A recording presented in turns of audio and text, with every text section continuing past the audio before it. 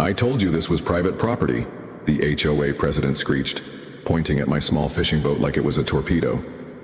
I was still coasting gently in the middle of my own lake, on my own ranch, barely believing what was happening. A cop car screeched up the dusty road seconds later, siren off but lights spinning.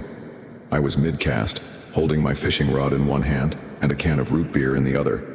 The officer stepped out, one hand already on his belt like I'd just committed armed robbery. All I did was float a boat. On my lake. On my land. "Sir, we received a call from the Lake Hill Estates HOA. They say you're trespassing." I blinked. "I own this lake. That's my house up there on the ridge." The cop squinted at me. "You got proof of that?" "I've got a deed in my truck." "Well, you're gonna have to come ashore," he said, sighing like he was the one being inconvenienced. And as I reeled in my line, still calm, still respectful, the HOA president shouted from the bank, "We warned you, Rick. You can't just use our lake like you're special." 8 minutes later, I placed a quiet call from my phone. Not to a lawyer, not to the police, to a broker. I bought the entire marina, the one the HOA used for their boats, community events, HOA meetings, and their precious summer concerts, every last floating dock. I owned it now, and they didn't know it yet. I stared at them from the water as they huffed and puffed on the shore, arms crossed like toddlers. I smiled. "Let's see how they like the new rules," I muttered. But before I could say another word, the HOA president stormed toward my boathouse with a crowbar. What she did next nearly burned everything down. "Hi everyone.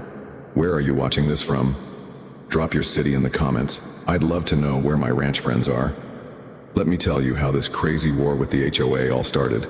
Not with shouting, not with lawyers, not even with the cops. It started with kindness.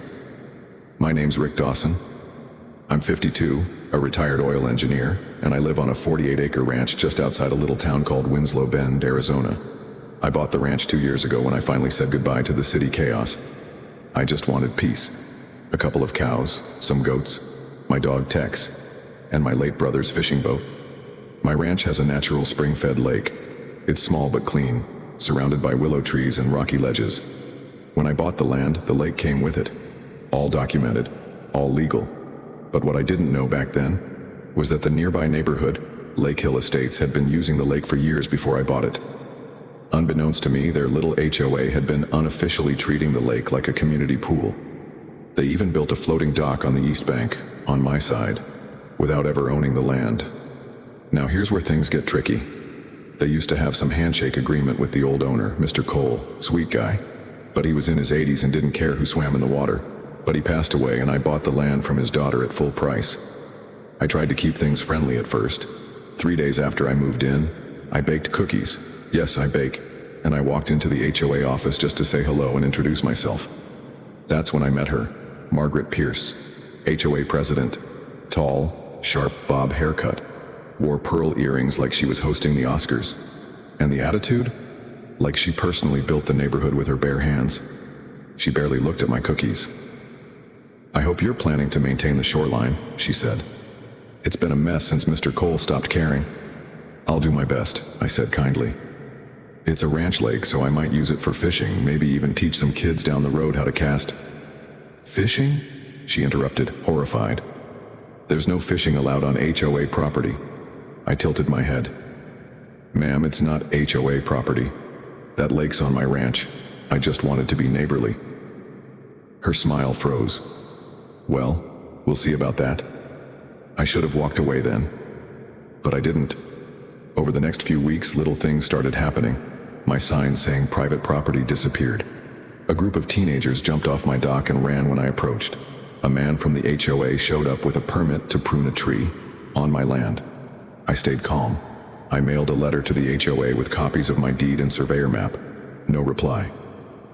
Then one Saturday morning, I saw a full-on barbecue happening on my lakefront. Folding chairs, loud music, people in swimsuits. Someone had even pulled a floating cooler into the water. That was my breaking point.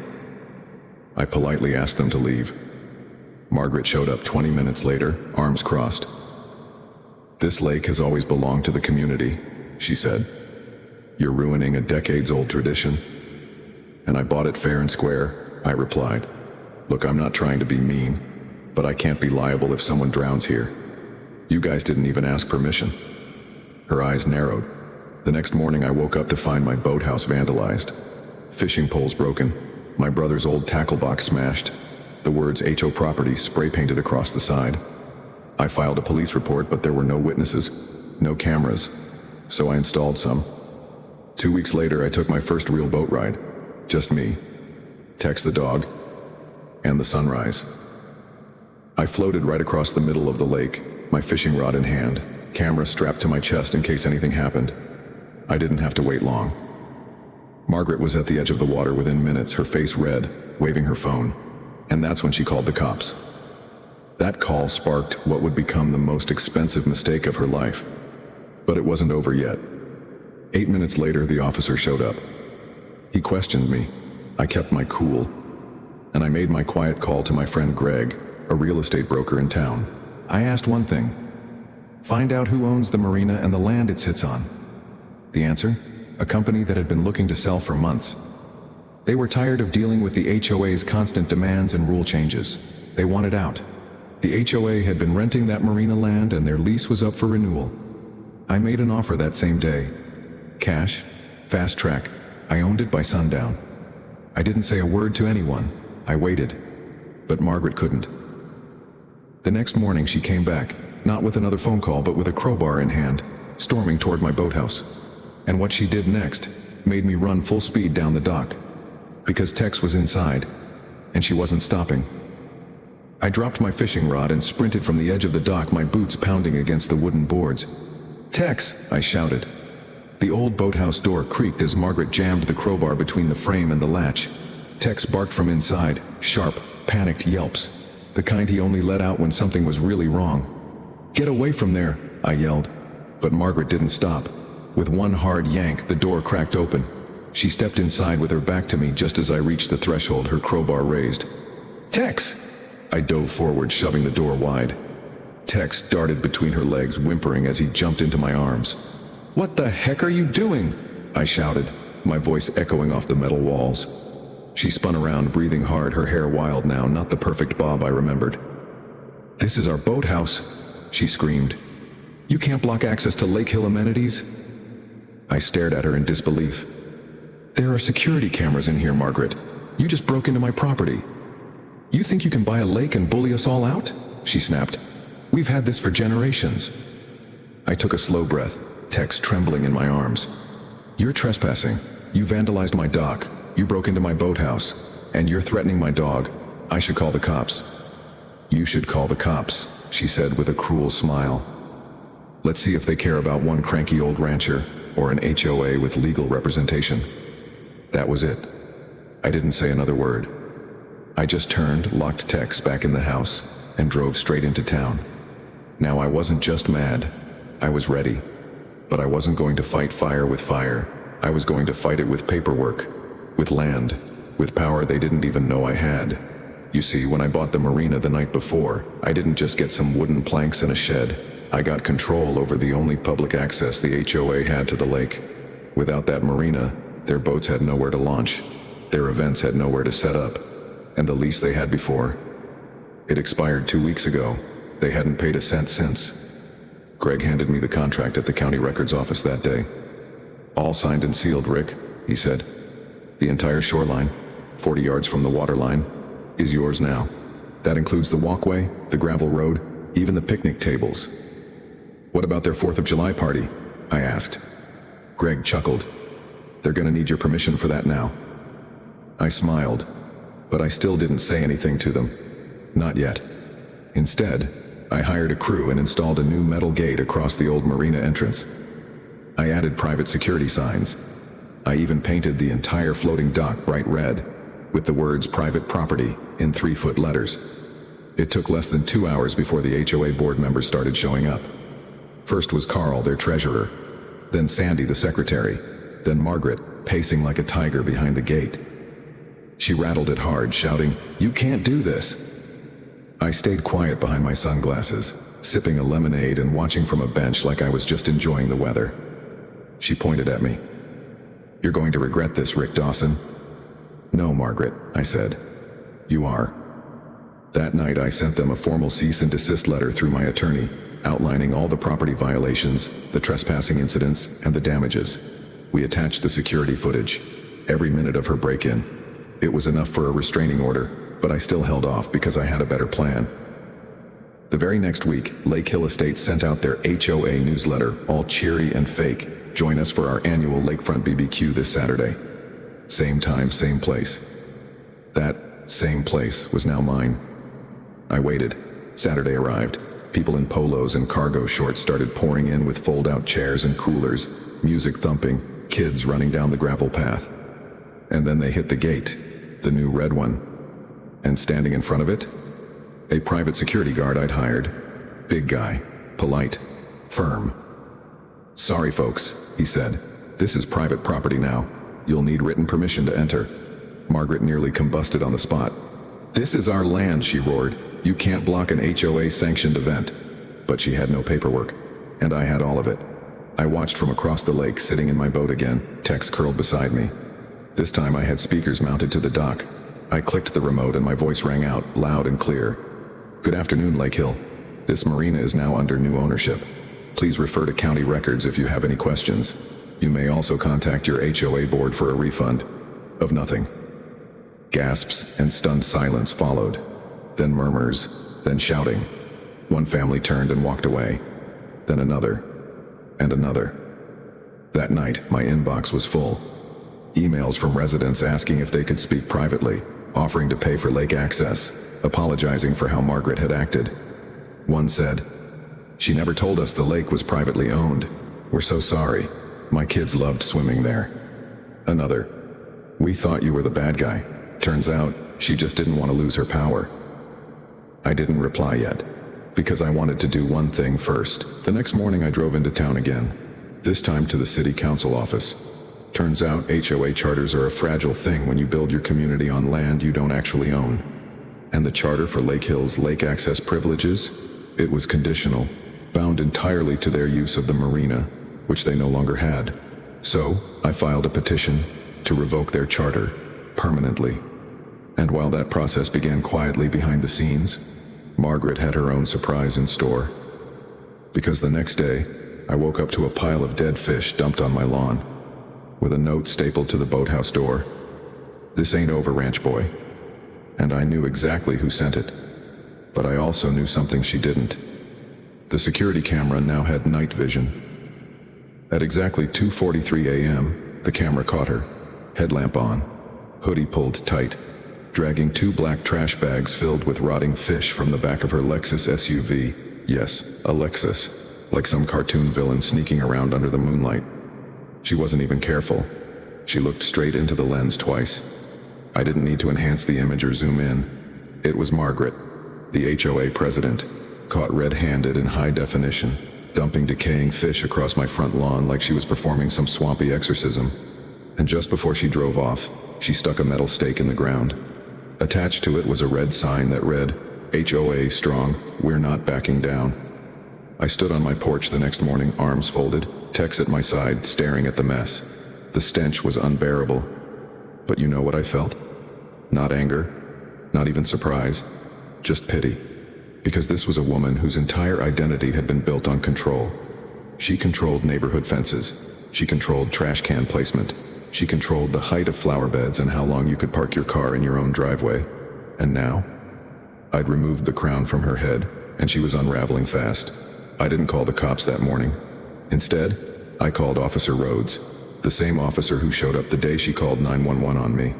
We sat at my kitchen table with the footage on a laptop. He rubbed his temple and sighed.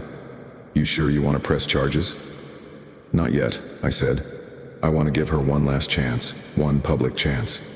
He raised an eyebrow. "What are you planning?" I smiled.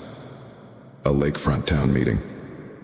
By Saturday, I'd printed and mailed 127 flyers to every homeowner in Lake Hill Estates. I paid a local boy to slip them into mailboxes and under doors. The flyer read, "Town meeting at the lake. Learn the truth. Ask questions." Hosted by ranch owner Rick Dawson. Free BBQ and drinks. This Saturday, hour 3 p.m. HOA board welcome to attend. And just like that, the bait was set. By 2:45 p.m., over 60 residents had shown up. Picnic blankets laid out, paper plates in hand, kids eating hot dogs. I had a rented speaker system, cold lemonade, and even a small stage made of hay bales.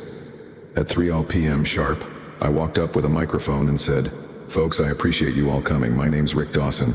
I own this ranch, and yes, that includes the lake you've all enjoyed for many years." Gasps, whispers. One man raised his hand. "Wait, you own the lake?" I nodded. "I bought this ranch 2 years ago. The lake is private property.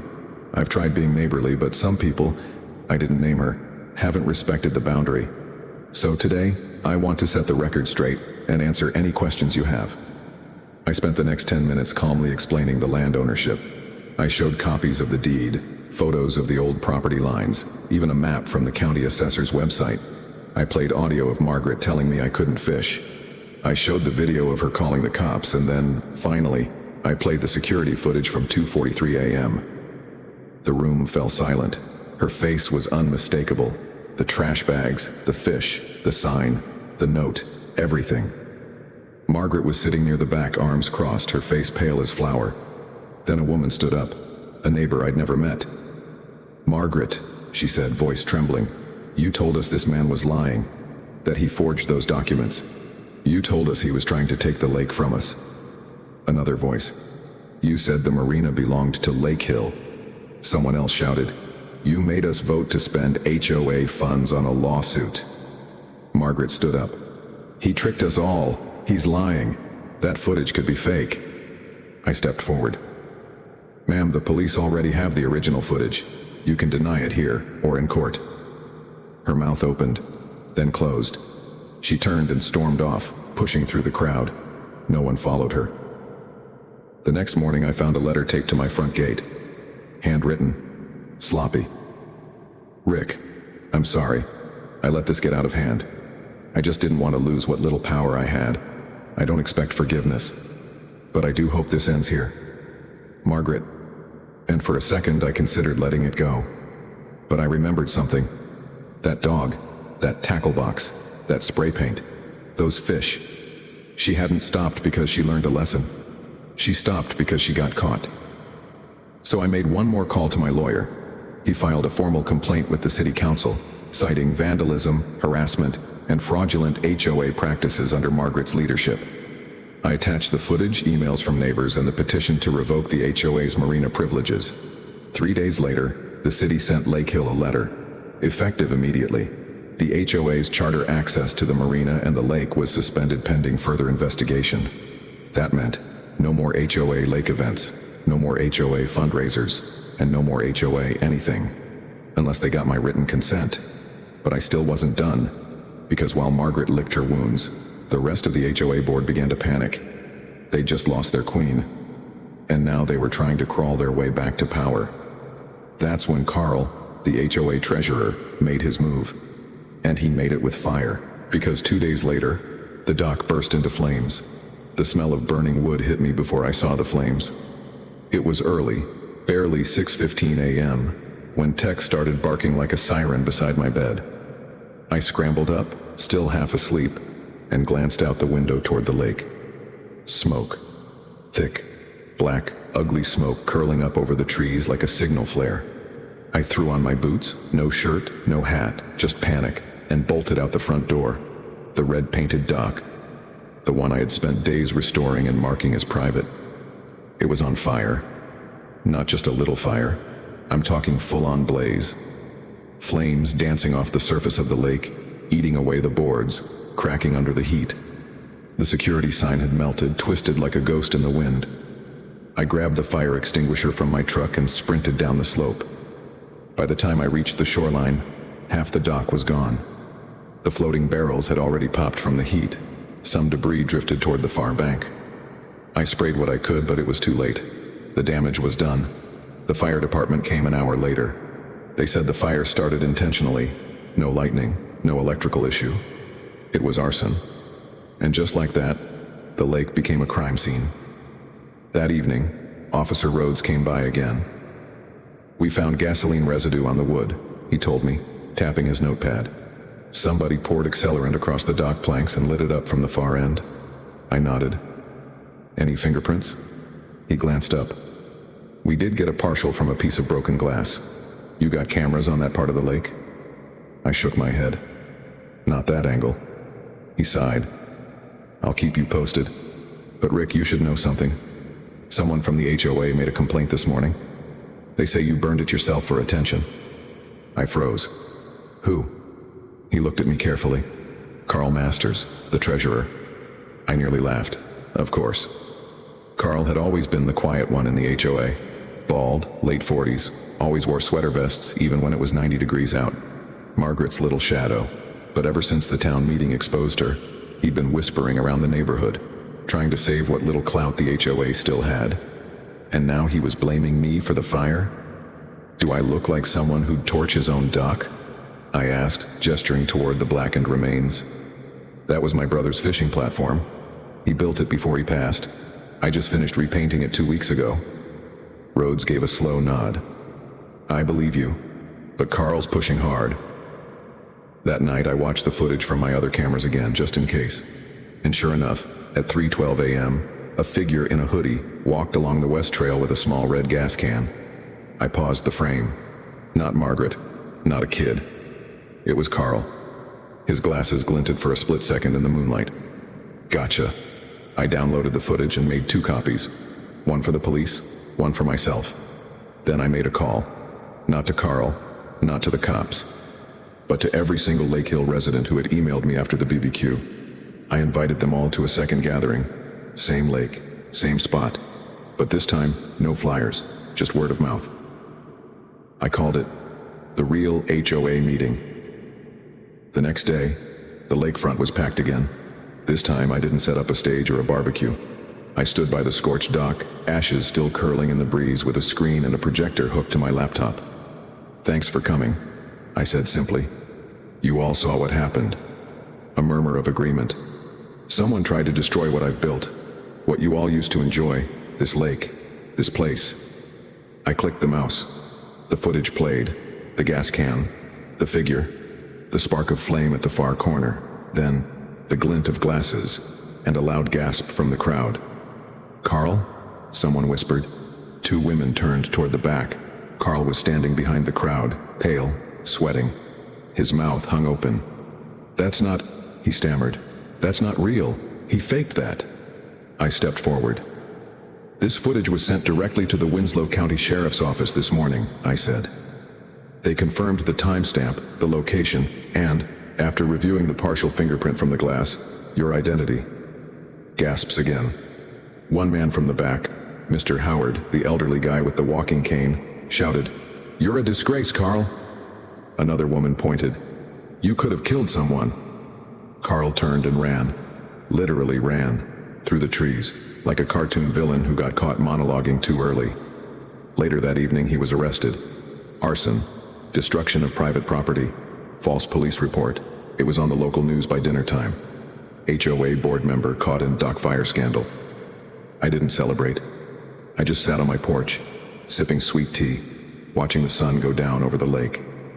Tex rested his head on my boot, and for the first time in weeks there was silence, but not peace, because Margaret still hadn't spoken since that letter, and rumor had it she was preparing something bigger. I found out what it was the next morning, because taped to my new Marina gate was a legal document, stamped, signed, and threatening to do what no one had tried before. The HOA was suing me for eminent domain. They were trying to claim my lake. I stood at the gate with the letter in my hand, jaw clenched so tight it hurt. Petition for community use and reacquisition of shared environmental assets under emergency HOA domain clause. That was the bold print on the front page. It was 5 full pages of legal fluff, but the message was clear. Margaret and the Lake Hill HOA were trying to steal my lake. They were claiming that because the lake had been used by the community for over 20 years, it now qualified as a shared amenity. And their lawyer, some high-priced city guy with a last name that sounded like a furniture store, had filed it with the local zoning commission. They wanted to take it from me. Legally. By force. I read it again. Then again. It didn't make sense. Eminent domain? That's government language, not HOA business. But the way they spun it, they made it sound like I was blocking public recreation. They even claimed I was neglecting environmental upkeep, which was hilarious considering they dumped dead fish on my lawn and set my dock on fire. I looked over the gate at my quiet lake. The burned dock, the willow trees. Tex sniffing the gravel beside me, tail drooping like he could feel the tension in my chest. I took the papers inside and called Greg, my real estate broker friend. He answered on the first ring. "Please tell me you're seeing this," I said. "I saw it," he replied, "and it's nonsense. But it's also dangerous nonsense." "How?" "Because if the board spins this right, and they convince a few council members, they could trigger a review. And once that happens, the city gets involved. And once the city gets involved, it becomes a circus," I finished. Greg sighed. "Exactly." "Okay," I said. "Then it's time I take the gloves off." 3 days later, I filed a counter lawsuit. Not just for harassment, not just for property damage, but for fraud. I compiled every lie, every email, every video recording, from Margaret's early threats to Carl's arson. I gathered witness statements from residents who admitted Margaret manipulated them into voting on illegal HOA expenditures. And then, I submitted a motion to dissolve the HOA's ability to govern lake-related matters permanently. The media caught wind of it almost immediately. Lake War, retired rancher versus HOA powerhouse. Lake Hill scandal, president faces lawsuit after fraud allegations. One man, one lake, one epic fight against HOA tyranny. I laughed when I saw that last one. Dramatic, but not wrong. Local news trucks started driving through the ranch roads. A reporter even stopped by my gate one afternoon asking if I'd make a statement. I did. "Sure," I said. "Here's my statement. It's my lake. I bought it legally, and I have the documents. The HOA didn't. They never did. They just wanted control. Now they've lost it, and they're throwing tantrums." That clip aired on the 6 o'clock news. By the next morning, my inbox had exploded. Not just from locals, from strangers, people from other states writing things like, "You're fighting for all of us who've been bullied by HOAs. Thank you for standing up. I lost my property rights to an HOA. I wish I had your courage." I was stunned. This was bigger than I thought. 2 weeks later, the city council held an emergency hearing. The HOA came in full force. Suits, files, even a banner with their logo. Margaret, of course, led the charge. She looked smug, dressed like she was about to sell someone a yacht. I came in with Tex, Greg, my lawyer, and a simple manila folder. When it was my turn to speak, I walked to the microphone, unfolded a single sheet of paper, and read, "This lake was purchased for $890,000 with a clean title. No liens, no HOA easements. The previous owner permitted access voluntarily. That ended with his passing. The current HOA has no legal standing and has attempted to gain control through intimidation, false claims, and," I paused, "acts of vandalism now under criminal investigation." I set the security footage on the council's desk. "The only thing I've done is protect what I own." Then I stepped aside. The room was quiet.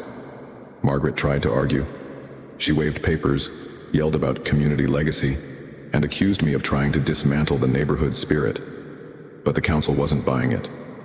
Councilman Reeves leaned forward and asked the final question. "Ms. Pierce, do you or the HOA have any legal document showing ownership of the lake, dock, or marina?"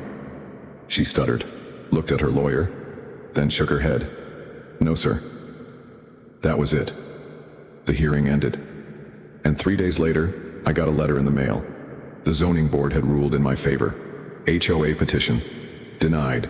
HOA lake access. Revoked. Rick Dawson recognized as sole legal owner of the lake and all adjacent shoreline structures. I stared at the letter for a long time. Then I folded it neatly, walked outside, and nailed it, right above the marina gate, so the whole neighborhood could see. But even as I smiled, I noticed something strange at the edge of the tree line. A silver SUV, the same one Margaret always drove. And beside it, a man in a black suit, holding a clipboard, watching me. I squinted. He raised his phone and took a picture. The silver SUV disappeared into the trees just as I stepped off the porch. Tex growled low beside me, hackles raised. He never barked without reason.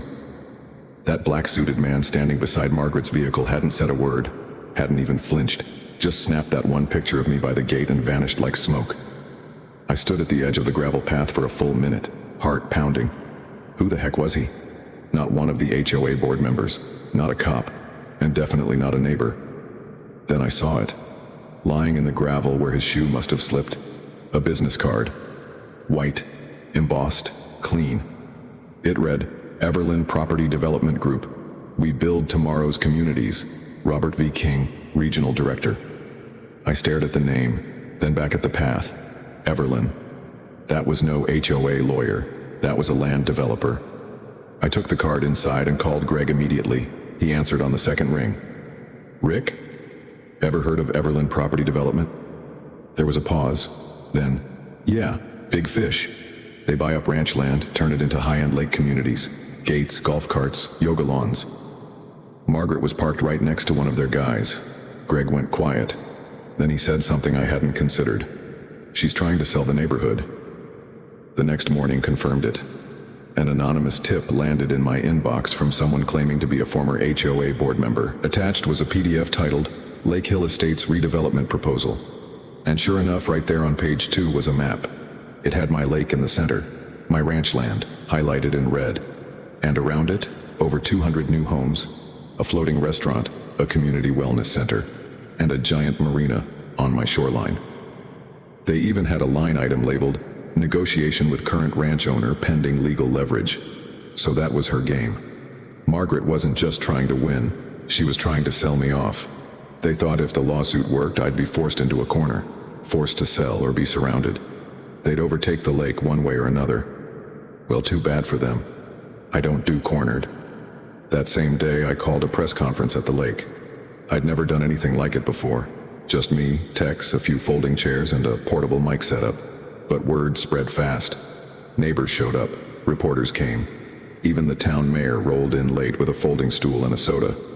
When everyone was seated, I stood by the gate, held up the business card and said, Everlyn Property Group wants to turn this land into a resort community. They want to buy this ranch, the lake, your trees, your peace, and they're doing it behind your backs. Gasps rippled through the crowd. Margaret Pierce and the HOA board, what's left of it, have been in private meetings with developers for months. They tried to use me as the final piece of the puzzle, suing me, harassing me, blaming me for everything, so they could push me out and sell your neighborhood. I paused, holding up the leaked PDF. This proposal shows a full-scale teardown. Your houses will be reassessed, your HOA fees will triple, your privacy will vanish, and your legacy, bulldozed. Now the murmurs turned into shouting. People stood, pointed. I didn't vote for this. They said we were expanding the park. They're selling us out. I raised my voice over the crowd. Well, I've got news for you. I'm not selling, not a foot, not a pebble. This ranch isn't going anywhere. And now that the HOA has lost their lake privileges, they don't have the leverage they promised Everlyn. Reporters asked questions. Neighbors started filming. But the biggest reaction came from the mayor, who stepped forward and took the mic from me gently. I've seen enough, she said. If this is true, if this document is legitimate, we'll launch a formal investigation into the HOA and their dealings with Everlyn. And just like that, Margaret's final card started to crumble. That night, I heard tires screech outside. Then a rock hit my front door. When I opened it, no one was there. But on the ground, a manila envelope. Inside were printed photos. Of me, of Tex, of my house, my truck, even my sister's cabin, 2 miles away on the ridge. On the back of one photo was a handwritten note. You're playing a big man's game now, ranch boy. Careful what you protect, because some things break easy. That's when I knew this wasn't just Margaret anymore. This was Everlyn. They weren't just losing money now, they were losing millions. And desperate people make stupid decisions. So I did the only smart thing left to do. I picked up the phone, and I called the feds. Because buried in the redevelopment proposal way down on page 9 was something most people missed. Everlyn had already secured a government grant, and if they falsified information to get it, that was federal fraud. I reported everything, the photos, the document, the threat, the zoning plans, and the anonymous tip that suggested Everlyn was bribing local officials for expedited approvals. The agent on the line took it seriously, very seriously, and said they'd be in touch. But while the investigation began quietly, the retaliation came loud. Because the next morning, I walked out of my house and found Tex missing. "Tex!" I shouted, voice cracking as it echoed across the quiet morning lake. No jingle of his collar, no paw prints by the door, no sign of him on the porch where he always slept. My stomach dropped. I searched everywhere. His bed, the barn, the ATV shed, even under the dock. Nothing. He was gone. And taped to the boathouse door right where Tex's leash used to hang was another note. "Stand down, sell, or your dog won't be the last thing to disappear." My hands shook. This wasn't HOA politics anymore. This was criminal. I raced inside, grabbed my phone, and called Officer Rhodes. They intimidate property owners, force panic, then buy up the land cheap. But this time they crossed a line. By morning, 3 unmarked black cars rolled into town.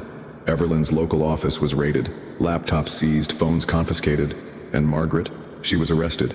Apparently she wasn't just in talks with Everlynn, she'd received kickbacks, a bribe, a $75,000 consulting fee, funneled through a fake landscaping invoice to her HOA account.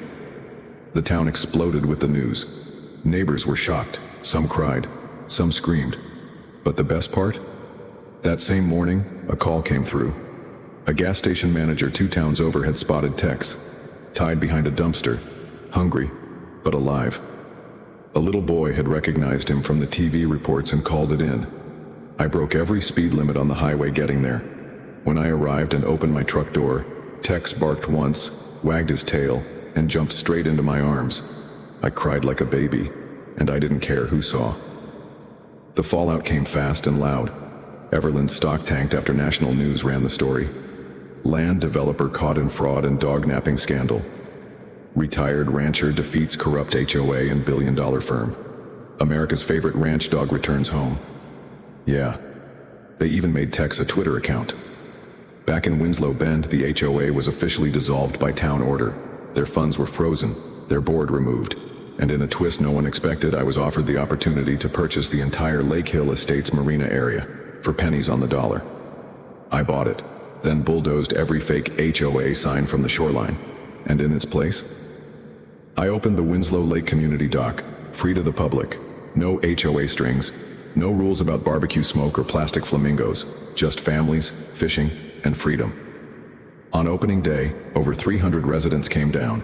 There was music, food trucks, even a cardboard cutout of Tex in sunglasses. Kids took selfies with him. Old folks thanked me with trembling hands. Someone handed me a homemade pie and whispered, "You saved this place." But you know what? I didn't do it for the praise. I did it because no one should be bullied off their own land. Because one quiet man with a lake and a dog shouldn't have to go to war just to be left alone. Because kindness doesn't mean weakness. And justice sometimes wears boots. So now I sit on my rebuilt dock, Tex beside me, watching the sun slide across the water. The lake is still. The ranch is mine. And the next time someone thinks about calling the cops on me for floating my boat on my own water, they better be ready to swim. If you enjoyed this story, drop a comment and tell me where you're watching from. And don't forget, always check who really owns the lake.